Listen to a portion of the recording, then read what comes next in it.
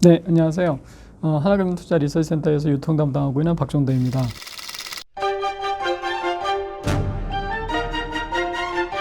오늘은 편의점에 대해서 좀 알아보도록 하겠습니다. 최근 긴급 재난지원금까지 겹치면서 편의점 업체들의 주가가 상당히 좋은 상황입니다. 그러면 산업적으로 또 개별 업체들의 실적을 좀 디테일하게 살펴보게 되면서 편의점 업체들 어떤 걸 사야 되는지, 그리고 주가 상승 여력은 얼마나 되는지 살펴보도록 하겠습니다. 먼저 편의점이 산업 전반적으로 좋아지고 있습니다. 산업 성장률이 이제 8% 내외까지 회복을 했고요. 그래서 밸류에이션 할인 요인이 해소가 됐습니다. 이거는 무슨 말이냐 하게 되면 이 편의점 산업은 2020년부터 상당히 좋은 흐름을 보일 수가 있는 상황이었어요. 왜냐하게 되면 이 2015년 이후에 굉장히 점포수가 가파르게 증가를 했는데 이 5년 계약이거든요. 그래서 2020년부터는 이 재계약 시장이 도래하게 되는 그런 상황이었습니다. 근데 이 재계약 시장에서 탑2로 시장 점유율이 상당히 몰릴 것 같다라고 생각이 됐습니다.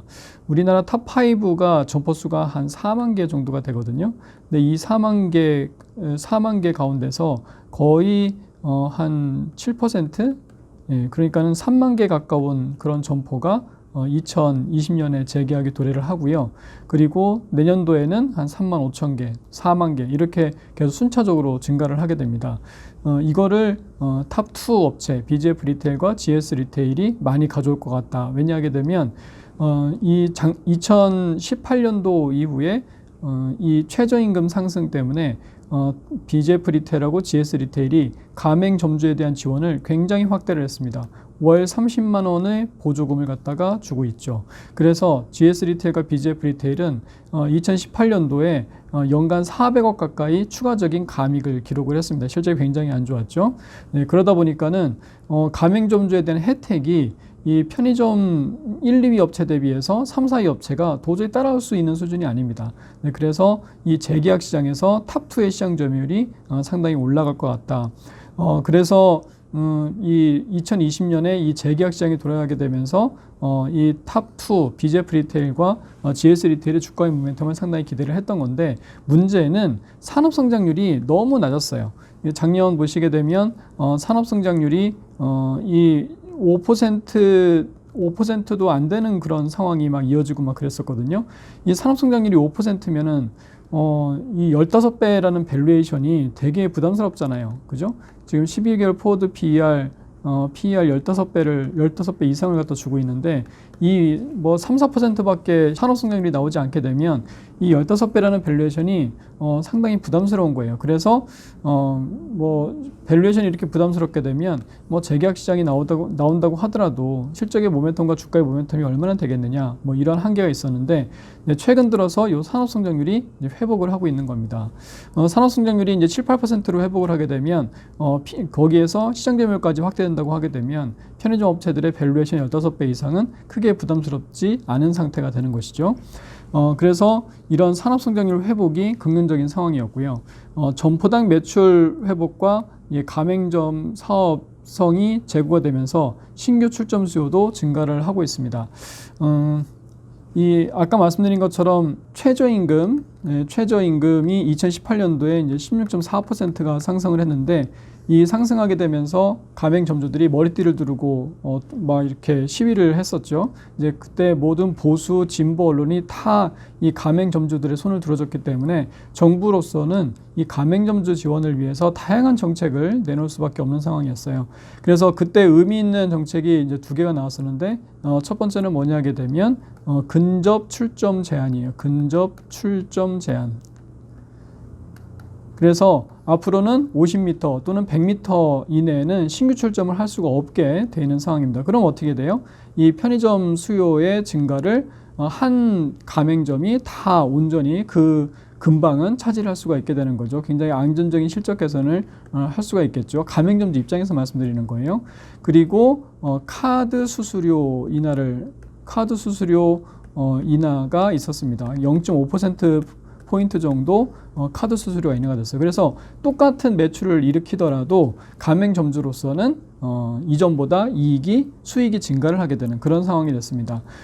그러면서 가맹점주들의 수익성이 상당히 회복이 된 겁니다. 그래서 이 점포당 매출까지 같이 올라오면서 이전까지 보게 되면 점포 수가 너무 많이 증가를 하다 보니까는 점포당 매출이 이렇게 역신장을 했었거든요. 그러면은 뭐 가맹점주 입장에서는 오히려 소득이 줄어드는 거니까 되게 우울하잖아요, 그죠? 그런데 이렇게 점포당 매출이 줄어들게 되면서 점포 수도 줄어들었어요. 이제 그러다 보니까는 점차적으로 점포당 매출이 이제 플러스로 돌아서게 됐고요. 이제 그런데 카드 수수료 인하고 근저 출전 제한으로 해가지고서 점주의 수익성까지 이제 좋아지다 보니까는 최근 들어서 다시 이 가맹점 수요가 증가를 하고 있는 이제 그런 상황입니다. 그래서 최근에는 보게 되면 2018년 같은 경우에는 점포 수가 뭐 500개 정도밖에 늘지가 않았거든요. 그 GS 리테일이나 BJF 리테일이나. 하지만 최근에는 뭐 700개, 800개, 900개 다시 이렇게 오히려 신규 점포 수가 순증 점포 수가 늘어나고 있는 이제 그런 상황입니다. 그래서 점포 수가 다시 좋아지고 있고요. 말씀드린 것처럼 재계약 시즌 도래로 시장 재편 가능성이 높아지고 있습니다. 일본의 이 편의점 산업이 우리나라보다 한 10년 정도 앞서거든요. 그래서 일본의 편의점 시장 보게 되면 언제 주가가 되게 좋았느냐라고 한번 분석을 해보게 되면 두 번이 되게 시장 대비, 니케이 대비해서 아웃퍼폼을 했어요. 하나는 1999년 후반, 그러니까 편의점 시장이 굉장히 호황기였을 때 편의점 업체들이 주가가 시장 대비해서 아웃퍼폼을 많이 했고요. 그 다음에 2015년 전후 편의점 시장이 재편될 때예요. 그래서 세븐아이 홀딩스하고 로손 같은 이런 그다음에 패밀리마트 이런 3강 체제로 구축이 되는데 그때 편의점 또 업체들이 아웃퍼폼을 했습니다. 그러니까 한국 같은 경우에도 2015년 전후에서 담배 가격 인상 뭐 이런 까지 겹치게 되면서 편의점이 한번 엄청나게 주가가 좋았잖아요. 그래서 2020년 이제 시장 재편이 이루어질 때 탑2 BJF 리테일과 GS 리테일은 시장 대비 아웃퍼폼할 수가 있다라고 이제 볼 수가 있겠습니다. 거기에다가 긴급재난지원금 또 말씀을 드리지 않을 수 없죠. 긴급재난지원금 같은 경우에는 이게 지금 12.4조 원 정도가 풀리게 되는데 이 굉장히 큰 금액입니다. 우리나라 그 소매 판매 시장이 한 380조 원 시장이잖아요.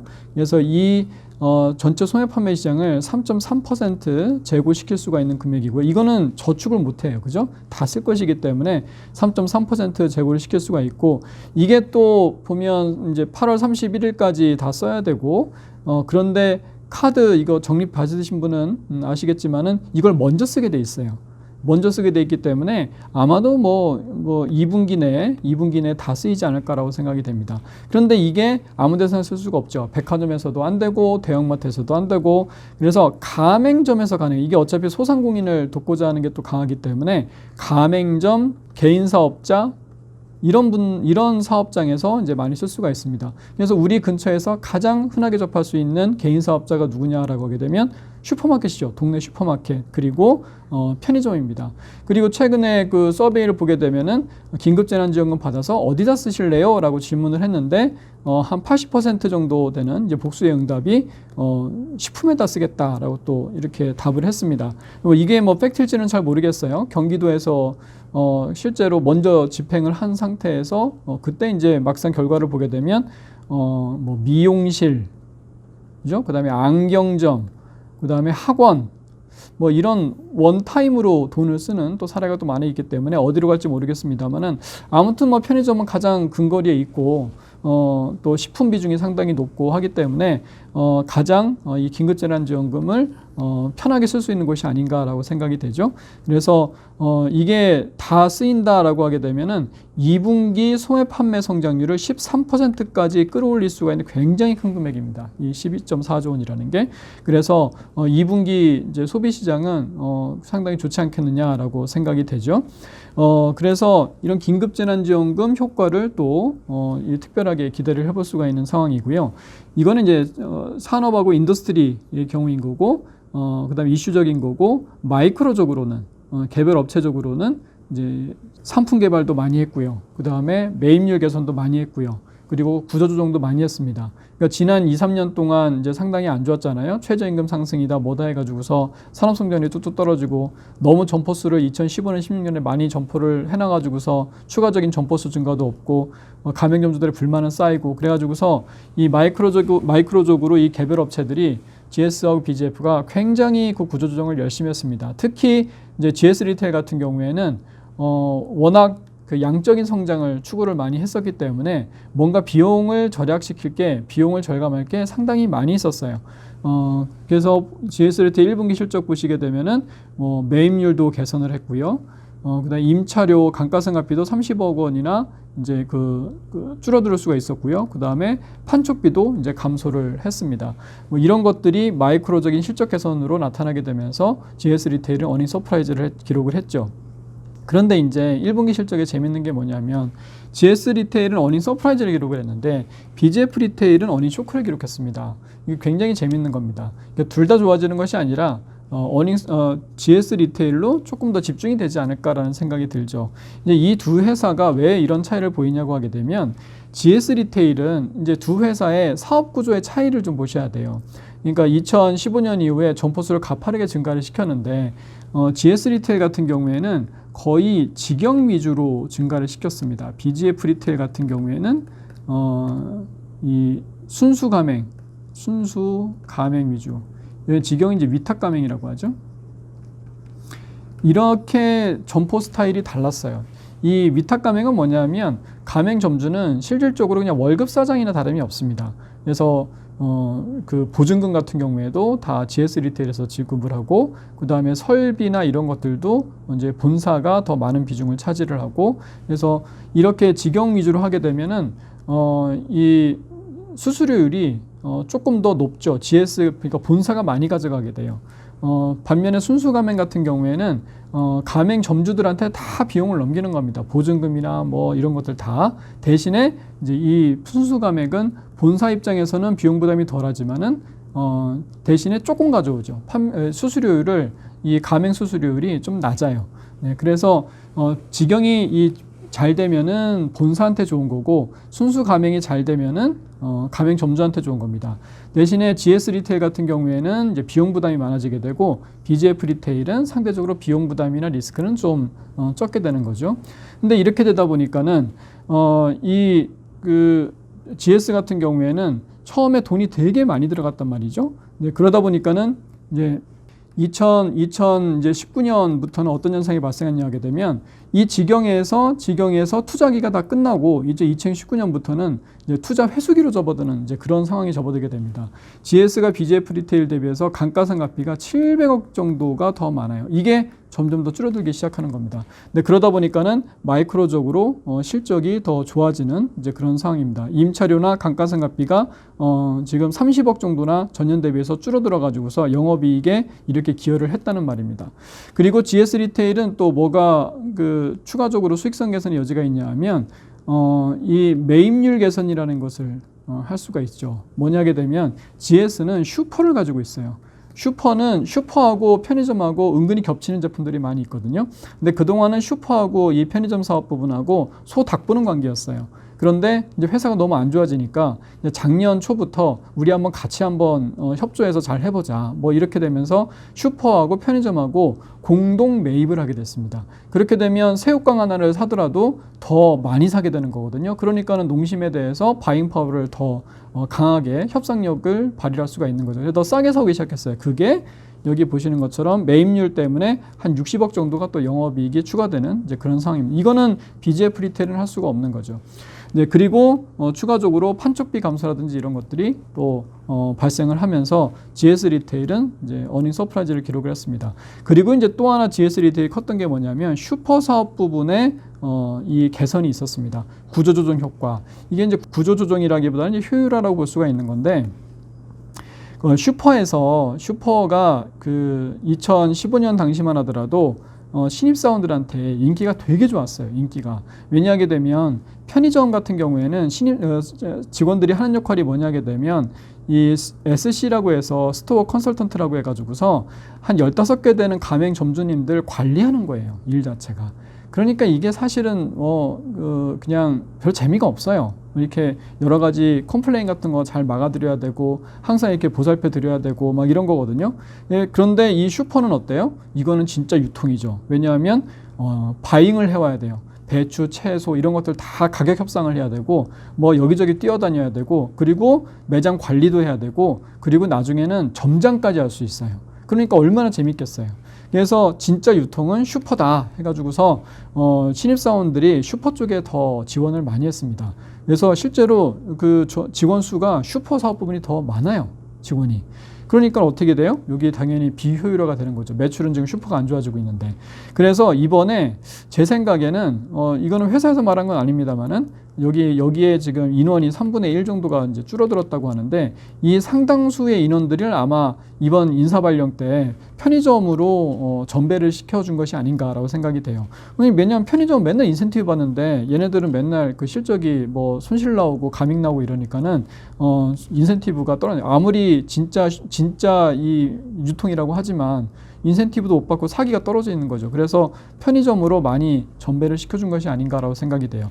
이런 이제 사업구조 조정 통해서 GS 리테일은 실적이 서프라이즈가 났고 이게 굉장히 큽니다. 그래서 슈퍼가 이렇게 이익을 개선하게 되면 이 GS 리테일의 이 호텔 부분이 상당히 아킬레스건이었어요. 왜냐하면 호텔은 지금 코로나19 사태 때문에 안 좋잖아요. 근데 호텔이 안 좋아지는 부분을 다 슈퍼가 상쇄를 시키고 편의점만으로 실적의 모멘텀을 즐길 수가 있게 되는 그런 상황이 전개가 됐습니다. 그래서 GS 리테일이 어느 서프라이즈를 기록을 했고요. 반면에 BGF 리테일은 상당히 좀 저도 예상을 못했던 쇼크가 나왔는데 얘네들은 그동안 이제 수직 계열화를 하고 있었어요. 수직 계열화. 수직 계열화는 뭐냐 하게 되면 얘네들 PB 제품들 만들잖아요. 김밥이나 샌드위치나 햄버거 같은 거. 그런 것들을 GS 리테일은 주로 아웃소싱을 하는데 얘네들은 자기가 직접 만들었네요. 그리고 최근에는 그 PB 식품의 재료까지도 만들 수 있는 그런 공장을 갖다가 또 계열사로 BGF 푸드를 통해서 만들었단 말이죠. 근데 지금 이 계약이 연기되고 하게 되면서 이 편의점의 이 간편식들은 상당히 실적이 좋지가 않습니다. 그러다 보니까 가동률이 뚝 떨어지고 안 그래도 또 신규 가동한 공장들은 설비들은 고정비 부담이 굉장히 클 거 아니에요. 그러다 보니까 생각지도 못하게 100% 계열사인 이 BGF 푸드에서 감익이 굉장히 크게 나왔습니다. 이제 그러다 보니까 어닝 쇼크를 기록을 했죠. 그런데 이거는 당분간 좀 지속될 가능성이 크지 않느냐. 왜냐하게 되면 BGF 리테일은 그동안 비용 효율화를 엄청나게 다 했습니다. 그리고 GS 대비해서 비용이 굉장히 슬림화되어 있는 이미 조직이에요. 아까 말씀드린 것처럼 GS는 직영 위주로 갔고 BGF는 순수 감액 위주로 갔기 때문에 BGF는 더 이상 비용을 세이브할 게 없어요. 다 해놨습니다. 이미 굉장히 효율적인 그런 상황이에요. 그런 상황에서 이렇게 계열사 손실이 계속 나오다 보게 되면 아무래도 실적의 모멘텀 측면에서는 BGF보다 GS가 더 앞설 수밖에 없지 않나라고 생각이 됩니다. 그래서 이제 주가가 많이 하락을 했었죠. 처음에는 BGF 리테일을 제가 탑픽으로 추천을 드렸죠. 왜냐하게 되면 GS는 슈퍼도 안 좋고 편의점은 GS가 1등이에요. 매출 규모도 제일 크고 작년 기준으로 점포수도 이제 1등이거든요. 그래서 편의점만 따지게 되면 GS가 좋은데 그런데 여기엔 슈퍼도 있고 맨날 손실나는 그리고 호텔이 또 어마어마하게 올해 맨날 연간 600억 정도 이익 나던 데인데 올해는 BEP 간신히 할 것 같거든요. 그러니까는 우울했단 말이죠. 그래서 편의점은 좋지만 이 계열사들이나 기타 사업 부분 때문에 상당히 힘들지 않겠느냐. 그래서 순수 편의점 업체인 BGF 리테일을 이런 산업 성장률의 회복이라든지 긴급재난지원금 효과로 인해서 탑픽으로 말씀을 드렸던 건데 1분기 실적 발표 후에는 아니 얘가 슈퍼가 이렇게 사업 구조 조정이 되면은 이 호텔하고 서로 상쇄돼서 실적의 불확실성이 많이 제고되기 때문에 편의점만 가지고서 실적의 모멘텀을 충분히 즐길 수가 있는 이제 그런 회사가 됐고 BGF는 오히려 이렇게 수직 계열화 문제 때문에 단기적으로 실적이 부진할 가능성이 높은 이렇게 반대가 돼 버렸습니다. 그래서 만약에 2분기 때도 이 슈퍼 사업 부분이 이게 이제 계속될지 회사 측에서는 계속될 수 있는 모멘텀이라고 하는데 이건 또 숫자를 봐야 되는 거죠. 2분기 때도 만약에 이러한 사업 구조 조정이 또 나타나고 나타나는 게 또 증명이 된다라고 하게 되면 GS 리테일은 올해 주가 5만 원까지도 충분히 갈 수가 있는 이제 그런 상황이 됐습니다. BJF 리테일도 일단은 뭐 주가 한번 조정을 받은 다음에 받았기 때문에 그렇게 많이 떨어지지는 않을 거예요. 1분기보다는 2분기가 그래도 나을 것이기 때문에 아무튼 간에 편의점은 전반적으로 매크로에서 개별 업체들의 마이크로적인 측면들까지 실적이 좋아지는 그런 상황에 있고 특히 GS 리테일은 여러 사업구조 조정 효과까지 더해지면서 주가의 모멘텀이 상당히 좋을 것으로 예상이 됩니다. 네, 이상으로 마치겠습니다. 감사합니다.